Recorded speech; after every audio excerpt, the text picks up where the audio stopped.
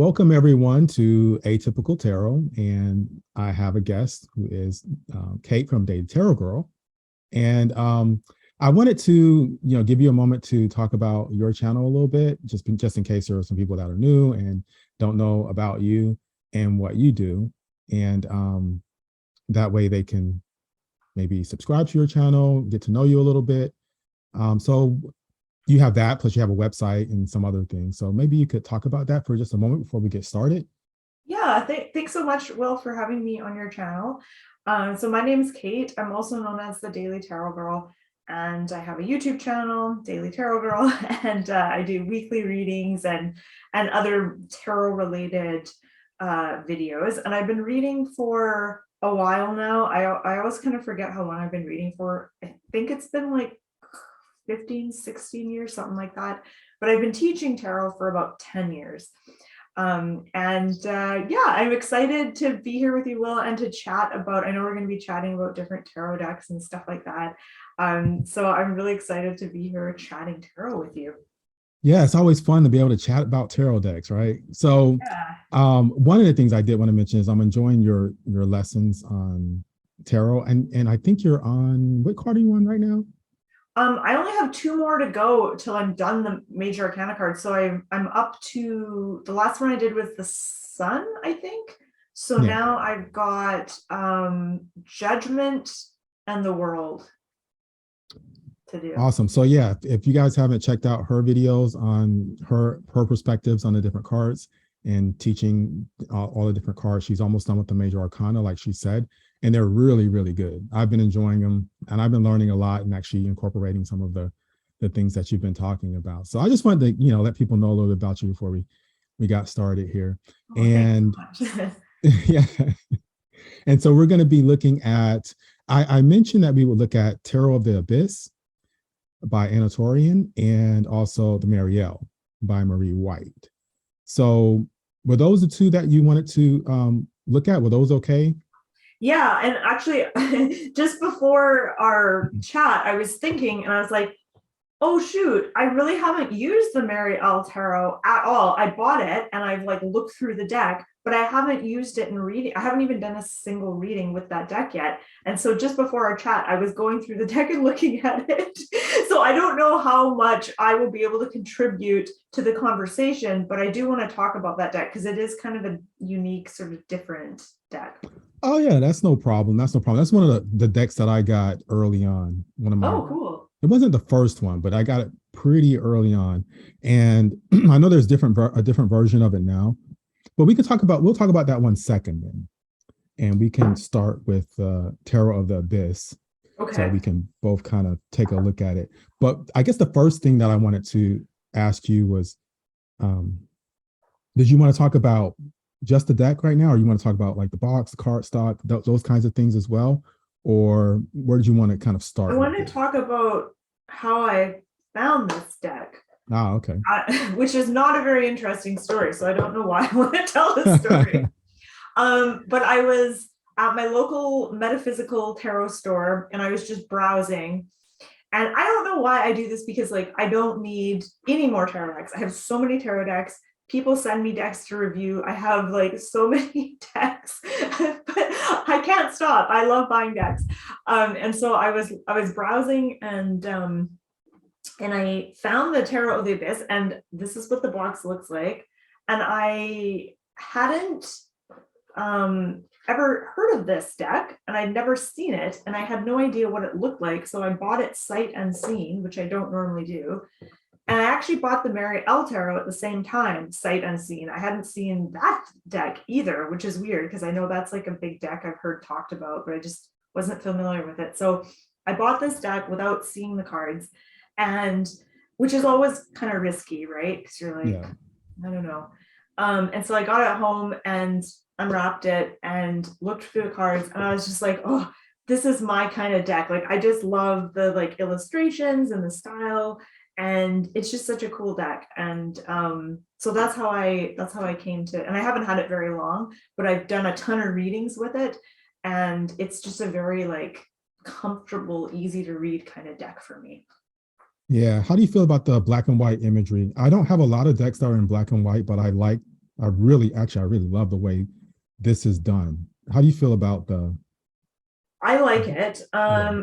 And sometimes I'm just not in the mood for a black and white deck. Sometimes I just really want a full color deck. Like, and that happens. And like sometimes I want to do a reading and I sit down and I look at this deck and I'm like, no, I feel like I want a really colorful deck today. But then other times I really gravitate to the black and white pen drawings. So I think it just depends like what kind of a mood I'm in, I guess. What about you? Yeah, I think the colors for some decks are important to me, specifically if they make sense as far as the elements. So like if the colors match the elements. So when you do a spread, you can look out and see, okay, I'm dealing with a lot of red, so I'm dealing with a lot of fire, or I'm dealing with a lot of green. Like right away, you can tell that. And some decks are really good about that. And if that's the case, I prefer those types of decks if that's something that has been helpful for me. I prefer that in a deck. But for this one, I I think that because it sticks really close to RWS, I can look at the pentacles or the swords, and I can quickly tell what elements I'm dealing with without even having the colors. I think that with some decks, if they deviate from RWS and you're not sure what the pentacles are or what the swords are, having that color there, I think helps balance it out. But as far as the art itself, I love the way that this deck is drawn, and I appreciate the raw feel of it. It feels like you can see the hand strokes, you can see the detail that was taken to actually draw everything, because I'm not a really big fan of digital computerized images. I like them for maybe a cartoon or a video, but when I'm looking at a drawing, I gravitate towards something that I can see the cross hatching. I can see where the person took the time to make the eyes, and you can see a little imperfections of their hand strokes. To me, I don't know, there's something about that Yes, I that I totally love. agree with you. I feel that same way too. That's why I don't love, like you said, like the digitized images or like the sort of the computer art, or what do you call that? It's just Digital graphic, art. computer graphic Yeah. design. Mm. Yeah. And actually I have a deck, I have a couple of decks that are that I actually do like. So it's not always that I always gravitate towards like the hand drawn stuff, but I do find the like hand drawn or hand painted imagery and decks work so much better for me. I do tend to gravitate to that more. I feel the same about photography decks. Like if it's a photograph, I find I just gravitate more to like the hand drawn or hand painted images as opposed to like photos or computer generated stuff. Right. And like you were saying, it's not that there aren't some that I have that are computer, I guess, digitally, Yeah. created, but that I don't like. I do, but there's something different about a deck when you can see that the person spent a lot of time drawing like 1,000 lines, Yeah. it's just their energy seems to go into it. And Yeah. so yeah, but there are, okay, so I have one card that really stood out to me that I wanted to show first, because I don't really have a favorite in this deck yet. I haven't spent enough time to really say, oh, well, this is my favorite card in the deck. But there was one that kind of stood out when I flipped through, and it was this one. Let's see if that'll show up. Oh yes, the tower. I love the tower in this deck so much. Yeah. Yeah, it's really cool. It reminds me of that myth of that like Scandinavian witch that has chicken legs in a house or something. Do you know what I'm Oh, I talking haven't about? heard that. No, I haven't heard that one. What is that? there's some like I think it's like a I'm probably wrong about this. I don't know if it's like a Norse mythology thing or a Swedish myth, and it's something about a witch with like who lives in a house, and the house like at some point has like these like chicken legs and it can like walk. I forget what it's called. Oh, It's a okay. well-known myth, but I can't remember the details or the name of it. But that's what it makes me think of when I see that card. Oh, okay. Cool. I thought of just when you think of the tower normally, it seems so stable. And when I looked at this one, everything seemed unstable from the very beginning. The house being on that branch, it just made me feel like it made me think about how our beliefs or our thoughts about certain things initially, they may be something that isn't even really serving us. It may be something that can be torn down, and it was on a poor foundation in the first place, even though we didn't think it. But when you pan out and look at the big picture, it wasn't really something that was going to last, because it's just this house that's sitting on a branch, and it just looks like, and plus it's on a cliff. So it just looks like it was a dangerous condition that needed to change anyway. Right. And so I found that contrast between the tower being such a strong building, a strong, stable brick building, like we usually see it, versus it being something that's like a shack that's really, really dilapidated, kind of made me think, yeah, there are times where when there were those sudden changes, or those changes of I guess a perspective, and they happen all of a sudden because of an event, that it might have been the best thing, because eventually it just wasn't the best place. And right. Yeah. Yeah, it is a cool card. There's also like a feeling, like the imagery of like being uprooted too. Like really just, yeah, being uprooted, that is really comes through strong on this card. Yeah, absolutely. Did you see, let's see, any similarities in any of them? Like, were there things about certain cards that you found like kind of matched with other cards? Like in other decks, you mean? No, like in this, like within the deck. Oh, I feel like I don't know this deck well enough. Like I haven't been reading with it long enough to notice stuff like that, but I think there is some things like yeah, have you noticed anything like that? I noticed a few cards, like for example, the Devil card and the Ace of Pentacles. So let's see if I can. Oh, yeah. Okay. That's And I cool. wonder why they have that connection. And maybe it's with the connection. These two cards are a little bit connected with the Capricorn energy, but I'm not sure. And then also not exactly the same, but also the Magician a little bit. Yes, right. Follows along that.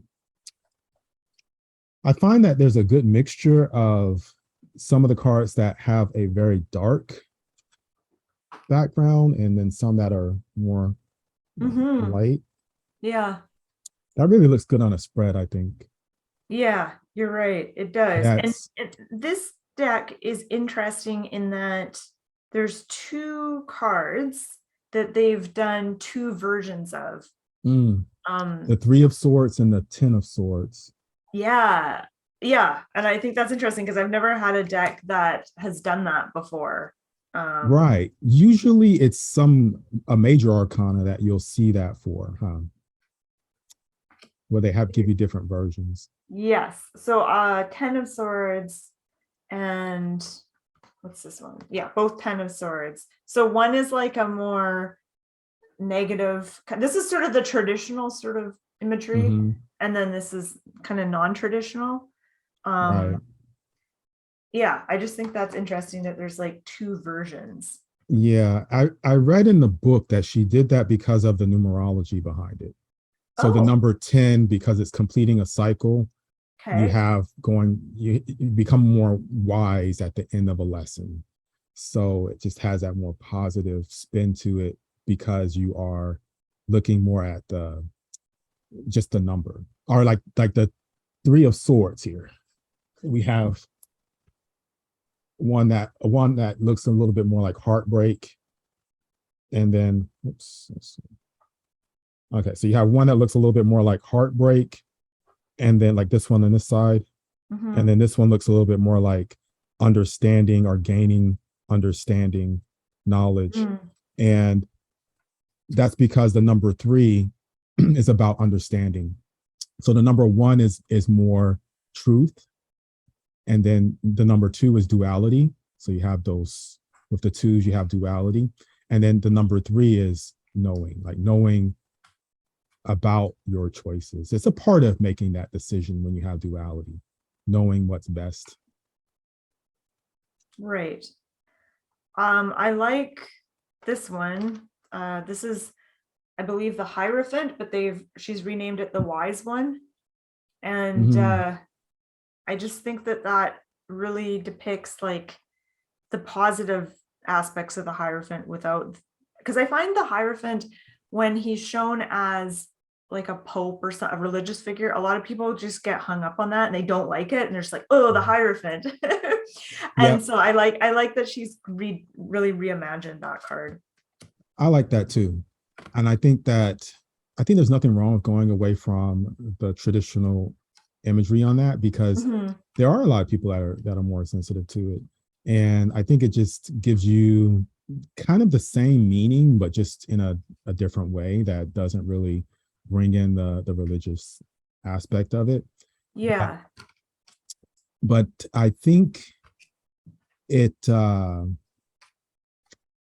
when you think of it as in terms of like, people sitting around and this person actually being a teacher, it takes it away from that authority figure, I guess, mentality of the Hierophant, like the rules and the dogma behind religion. So it's more of a teaching perspective to Yeah. me, like Right. sharing wisdom and knowledge instead of just sharing rules and Yeah. dictating. Yeah. Mhm. Right. Yeah. Yeah. Yeah. So now one of the things that I thought was really cool about this deck was the court cards. So if you Oh. notice, yeah, if you notice in the court cards, they tell a story. So let me just find one here. So we have like let's look at the swords, the page of swords first. And you'll see that there's this like star at the top. So she's Hmm. looking at that star, and that star gets incorporated into the other court cards. Oh, So does it? so if Okay. we move I to the haven't noticed the court cards in this deck yet. yeah, so if we move to the Knight of Swords, you'll see that she grabs it, and Okay. she Oh yeah, actually yeah. is using it. She's doing something with it. I don't know the entire story. And then it becomes a part of the sword.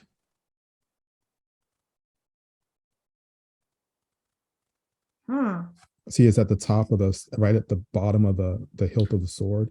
You know what's really cool? I just realized is that same woman is in the star. Oh, really? Yeah. It's the same dress Oh, and the same hair. And then that star interesting. looks like that little burst It in the looks like the sword. same bursts in there. Hmm. And then I'm not sure what happens here, but then on the King of Swords, he has it on his crown chakra on his head there. Oh yeah. Cool. So each suit does that with the court cards, and I think she talks about it in the book, but I haven't read all the details about each suit. But I Hmm. know that I like kind of having that story, but I can also interpret it in my own way. Right.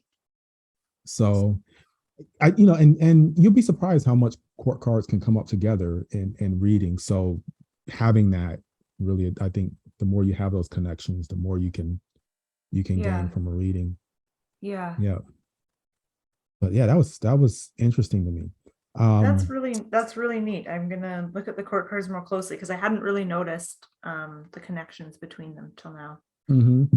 Like actually the Pentacles one is really cool too, where they're burying uh the key. I think he buries a key at the beginning. So he has like this oops, he's Yes. burying Oh yeah, I something. have noticed this in the Pentacles because Uh-huh. I did a reading for someone and they got like most of the Pentacles court cards. And so Ah, okay. then I realized I'm like, oh, that's cool. There's a connection here.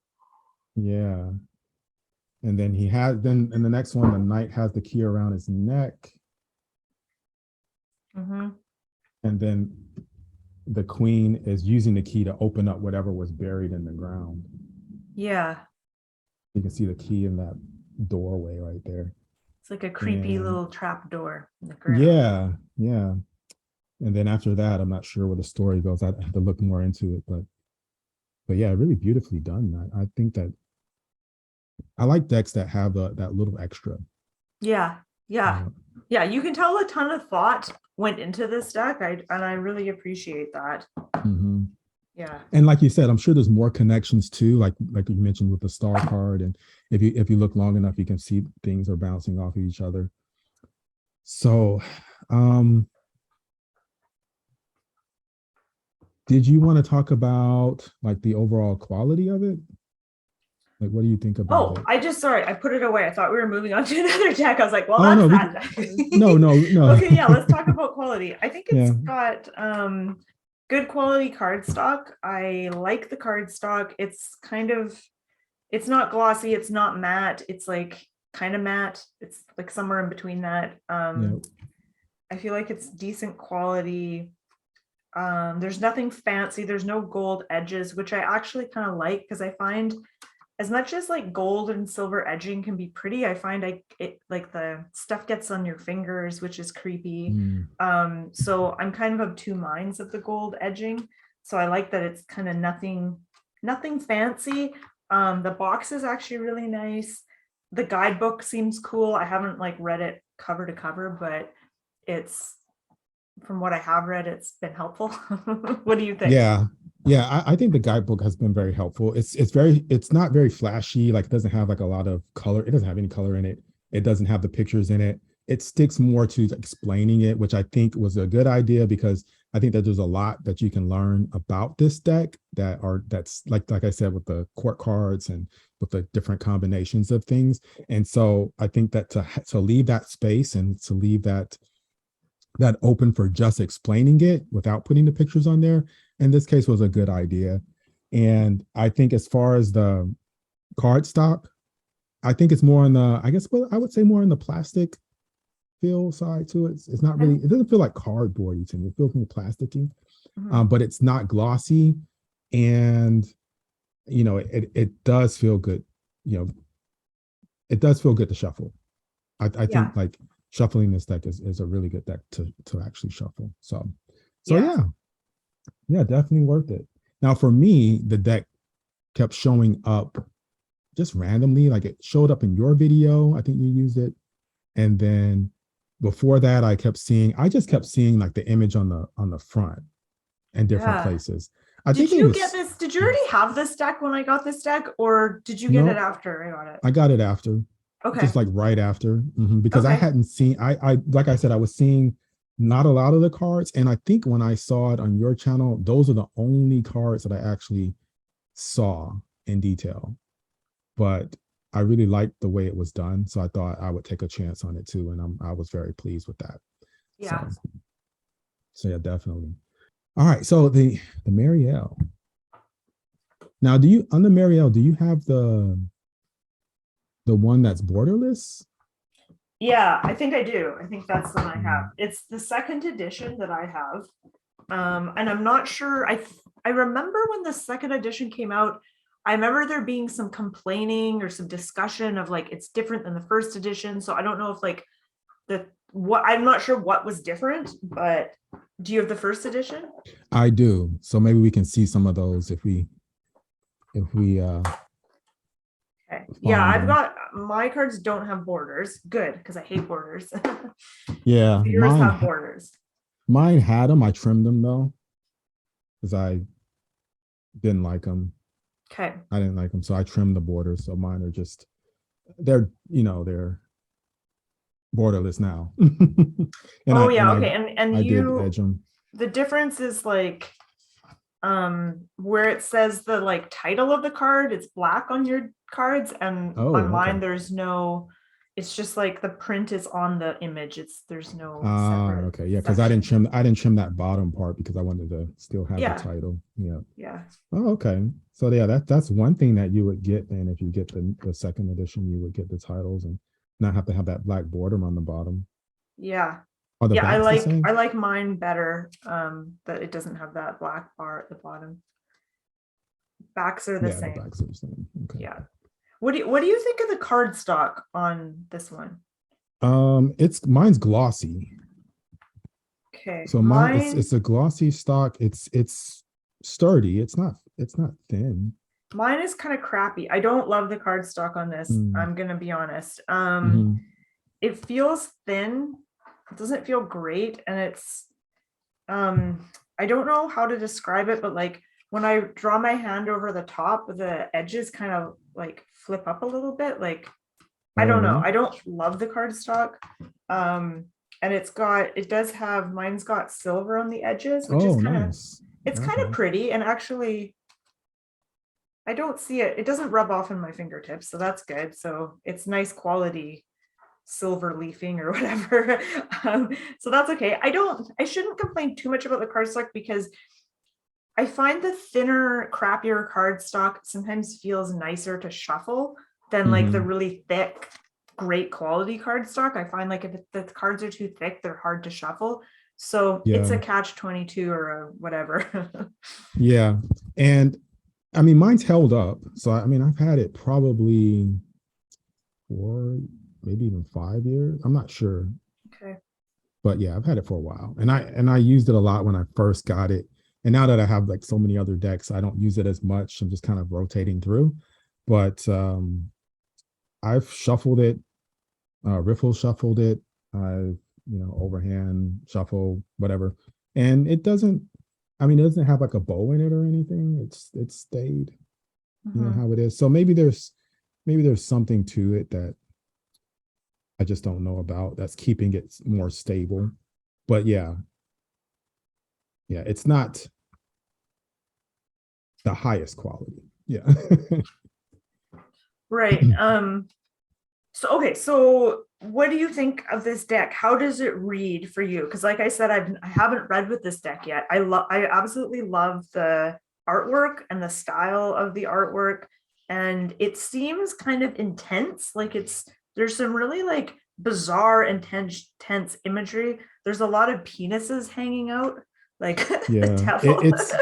There's a Yeah, lot it's of definitely yeah, it's definitely one of those decks that because it's graphic, you have to really think about if you're using it by yourself, that's fine. But if you're going to use it with a client, it's definitely one I think that you have to kind of know your client before you just, pull this deck out with, severed things and, all kinds of body parts. So reading with it, it it feels I use it more in an abstract way because even though it does have the names that go along with a traditional tarot deck, they don't necessarily match 100%. It's no, more, mm-hmm, is very different. Like I'm looking at the Seven of Cups and like mm-hmm, there's a wolf. Like it's very, very different, very creative. Like the yeah. cards are the cards are definitely like reimagined with new symbols. And some of them don't like really correspond to how I would think of.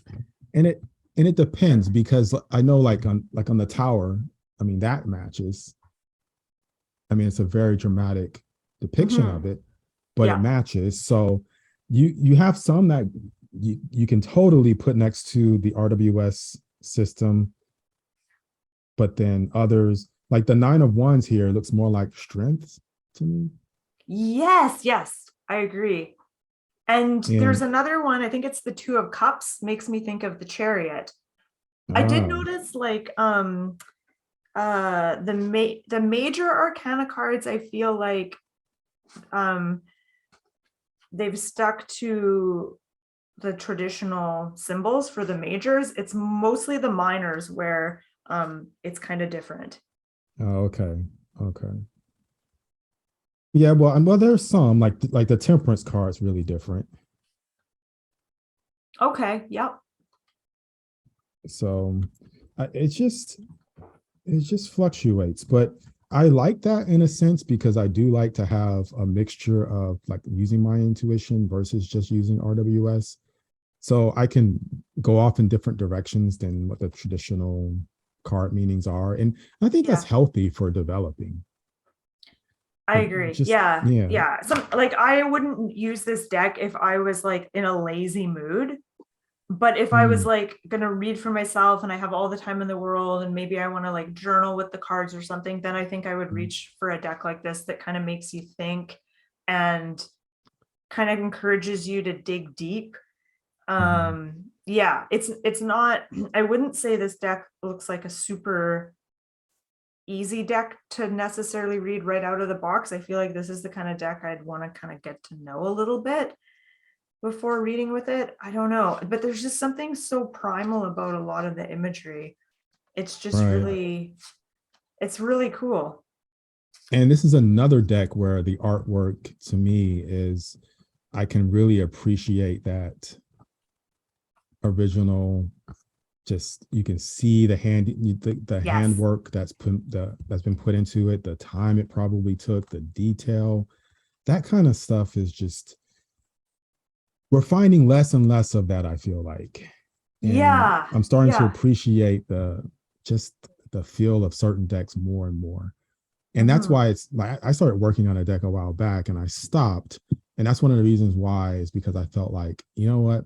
I started putting a little bit of digital stuff in there and I thought, nope, this, something inside of me said, nope, you need to slow down and just do this by hand. And I think that that's going to pay off for me. Yeah. So, There is something about like the digital images or photographic images or even like collage style decks that put me in a different kind of headspace. And like you said, like the hand drawn stuff, it like helps you kind of slow down a little bit. And I think maybe that's the difference. Like when I look at the hand painted or hand drawn stuff, like my mind just slows down a bit. And I feel like that's where I need to be in order to read the card well. Not that like digital decks don't work or anything like that, but I do find I can slow down more easily with the hand drawn stuff. yeah, it sort of just draws me in with different Mm-hmm. details. And I think that the artist there, I think, I don't know, I feel like you have more flexibility expressing things when you're doing it by hand and taking your time a little bit more. I feel like Yeah. the emotions of the artist come out a little bit more. Like, for example, the Queen of Disc is one of my favorite cards in here. And Mm. there's some cards when I look at it, I feel an emotion. And I really get that from this card. I talked about this card a while back on one of my other videos, Mm-hmm. but it just draws me in. I can see the eyes, just there's something about the expression of the eyes that just don't look artificial to me. They just look real. And Yeah. so I don't know. It just really takes me to, takes me somewhere that's emotional. Yeah. And so like when I read, I kind of feel like I have to bring my emotions into it. That's one of the Mm-hmm. ways I know that my readings are working, is if I feel a certain way. Like if I Mm-hmm. don't feel like, there's a certain emotion that I have to feel, and then I know that I'm kind of on the right track. And it's hard to explain, but it's and it doesn't come right away. It might come like after I have all the cards spread out and I sit there for a moment, and then I start feeling something about what the person's going through or about the experience. I kind of feel an emotion connected to it, and then I just go ahead and go on with the reading. Otherwise, I feel like I'm just saying the card meanings Right. and it's not coming out right. And I think that's why a lot of times when I maybe just pull cards and I don't do that, I struggle with explaining what the card is sometimes, because I'm not letting I'm not letting it come out of me naturally. I don't know if that Yeah. makes sense, but That does make sense. No, that does make sense. How do you read cards that, like the Eight of Discs on this card or Eight of Pentacles is so different from the Eight of Pentacles in like the Rider Waite deck or a Rider Waite style deck?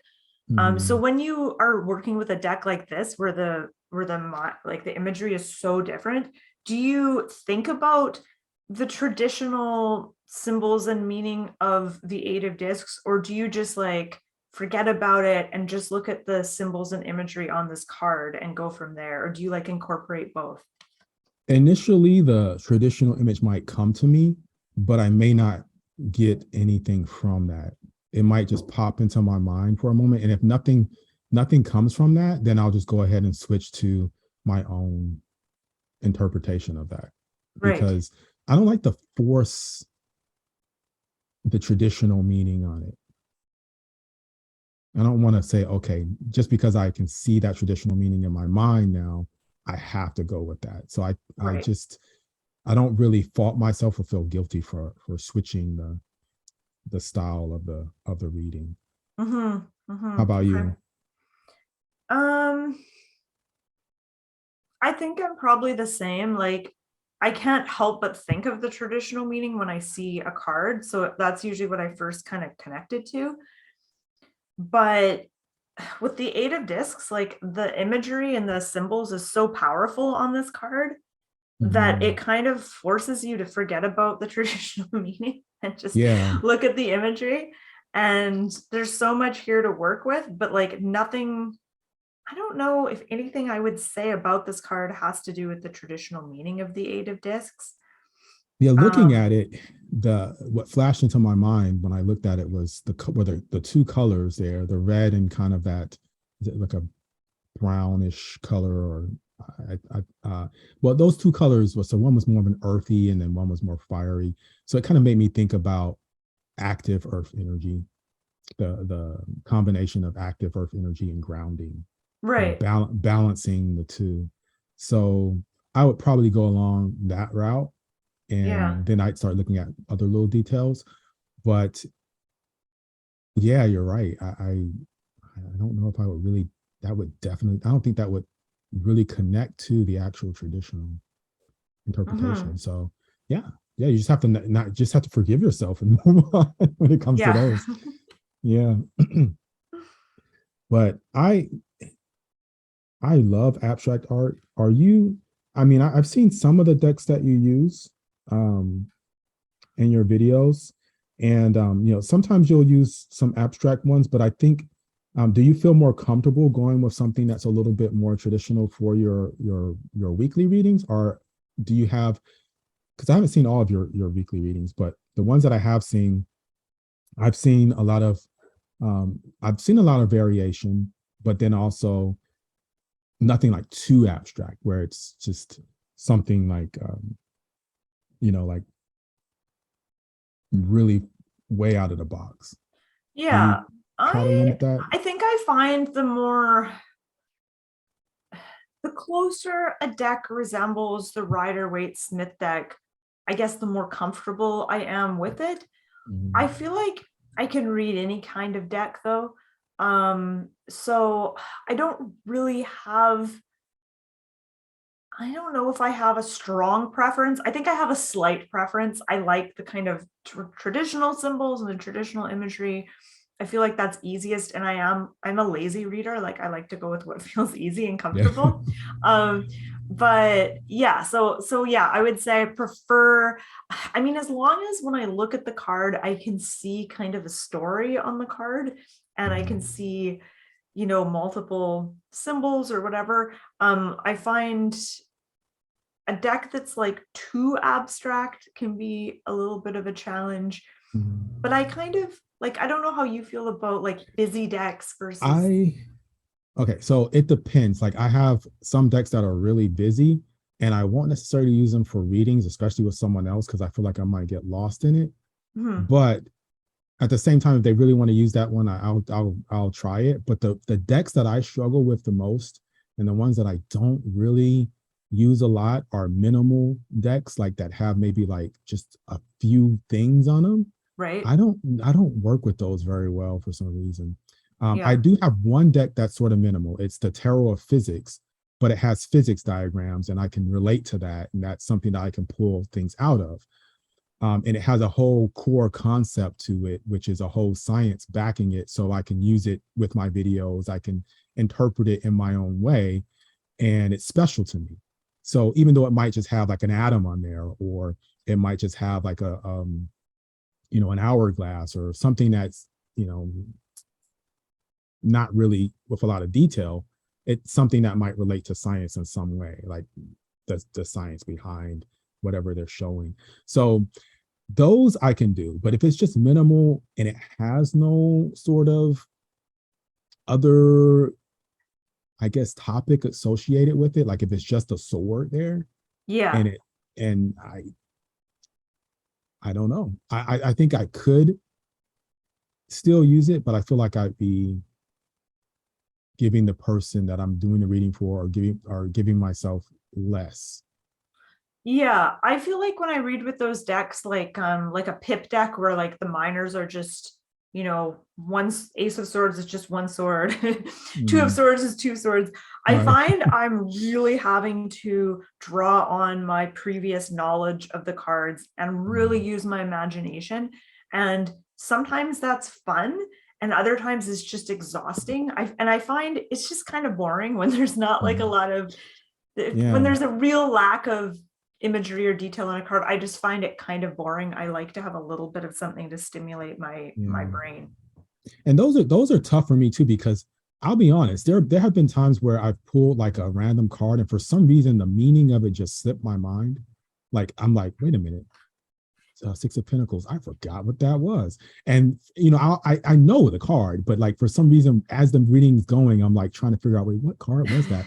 And Yeah. then if it's just like 6 coins on there, then I feel stuck because I don't have any other image in there that I can look at and that draws my attention, and I can say, oh, there's a bird here. Maybe that means I can't go anywhere else.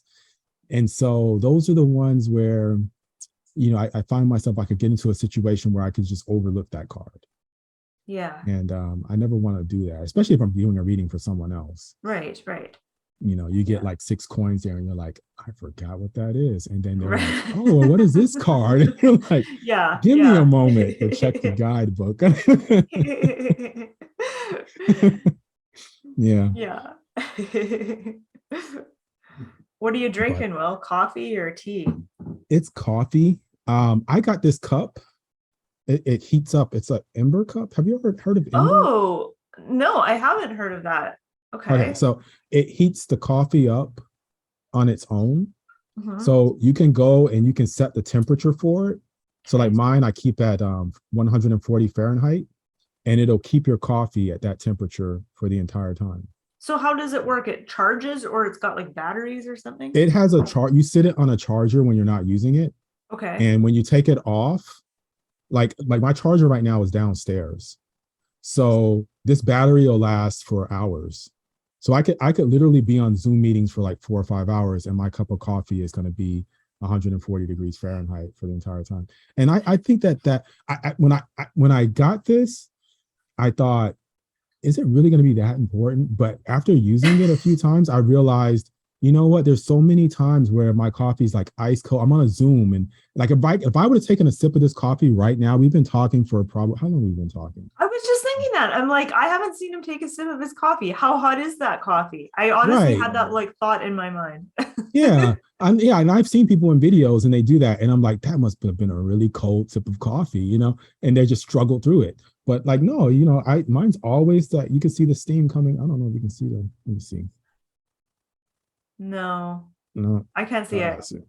I feel like we've reached like the peak like comfort level in terms of like what I know. technology does for I know. A us. part of me feels really guilty for having this cup. Like, how lazy is this guy that he has to like have a heated cup of coffee? But I mean, it's absolutely practical. I will use this thing. Actually, I probably would pour out less cups of coffee because of this. Because Okay. there's been Good. times where it's just gotten cold and I pour it Yeah, out, you just dump it right? out. Dump it Yeah. out, right? So I mean, I guess I'm saving in a sense. I guess that makes me feel a little bit better. I'm still thinking about buying a like frother. I've been looking at these things that like heat the milk and they froth it at the same Mm, time, and you can do mixed drinks.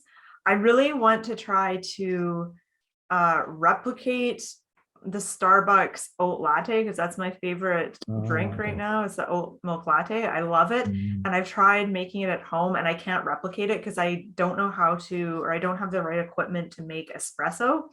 So I've mm, been putting coffee in oat milk, which is not how they make it at Starbucks anyway. okay. It's like way off topic. No, that's good. I can't, I don't know. I had oat milk a while back and I got sick. And I've been avoiding it because I don't know if it was just a fluke or if I actually have some sort of allergy towards it. But I liked the taste of it when I had it. It was really good, but Yeah. it was just one of those things where maybe it's just psychological, and I don't want to give it a chance again. But Right. It is yeah, really good. It reminds me of like whipped cream or something. Like it's very mm, like rich tasting. Like it feels like it would be really, I think it's really high in carbs or something. I feel like that's oh, okay, what gives it its like substantiveness, whatever. yeah, It's like really carby. yeah. Oh man, yeah. All right. Well, anything else? I um feel like we covered quite a bit. I think what I'm going to do in post is I will edit this a little bit so that people can see a few more cards, maybe flip through. yeah. That way they can get a little bit more of a feel of what the decks look like. What But kind I of a think for the guide most, what kind of a guidebook did your Mary L Tarot come with? Mine's really it substantial. looks, Mine's yeah, it really good looks, actually. It's like yeah, full color. mine's not full color. So Okay. this one's not full color. It's got a black and white image in there, Okay. but it is substantial. Um, it just gives a description.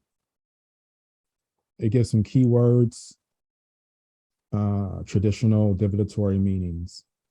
So it has those three categories. It does have a little bit on reverse. Okay. Does yours have those Oh, mine categories doesn't or? have say that again. Yours has categories. So it has the traditional divinatory meaning, and then it Okay. says reverse, and then it says eight of wands. Like I'm looking at eight of wands now. It says Show eight of show me a wands. page in your book. Yeah.